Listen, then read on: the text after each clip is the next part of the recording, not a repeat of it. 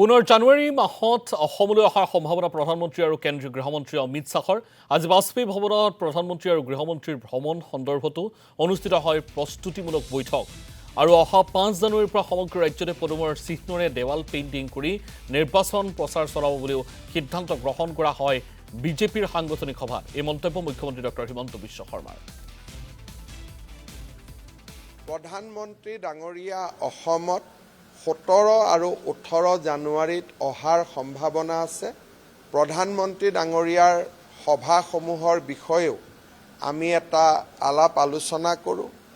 গৃহমন্ত্ৰী ডাঙৰীয়া 29 জানুৱাৰী তাৰিখে অসমলৈ অহাৰ সম্ভাৱনা আছে।